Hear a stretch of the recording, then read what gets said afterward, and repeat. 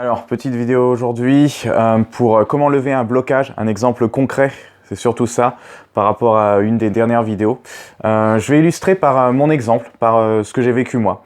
Donc, à l'époque où, il y a pas mal de temps, je travaillais en tant que salarié, toujours, parce que je croyais que c'était, on va dire, la seule voie unique, la plus sécurisée, et c'est celle-ci qu'il fallait emprunter dans tous les cas.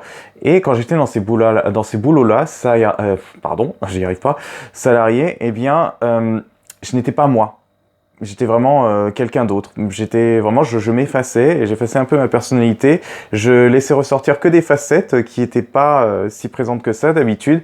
Et du coup, ça pouvait me rendre un petit peu bizarre. Ça pouvait me rendre un petit peu. Les gens n'arrivaient pas à me cerner, quoi. Et ça, c'était, alors comme blocage, j'avais ce blocage-là, de pas pouvoir être moi. Donc je regrettais un petit peu dans les boulots qui n'étaient pas les miens. Mais en même temps, je m'accrochais à ce boulot parce que je me disais, c'est la sécurité, c'est comme ça qu'on me l'a toujours montré, ce sont les CDI, les CDD en tant que salarié.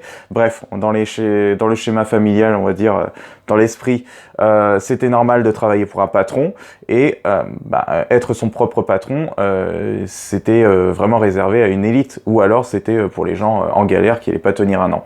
Bref, les auto-entrepreneurs, vous connaissez peut-être le discours.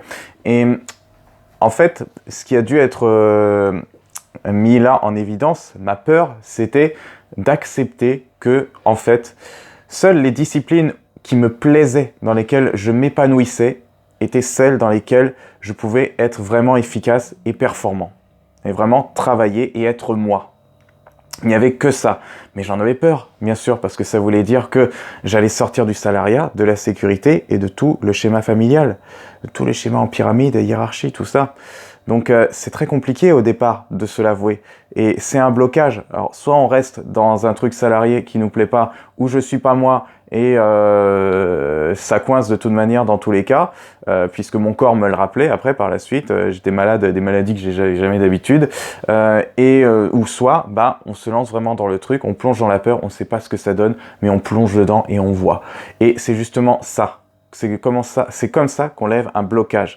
Après, vous verrez sur le chemin, la vie n'est jamais certaine. Même si vous êtes salarié, sécurisé, ce sera jamais certain que vous gardiez votre emploi. Hein? Bon, il y en a qui sont licenciés aussi.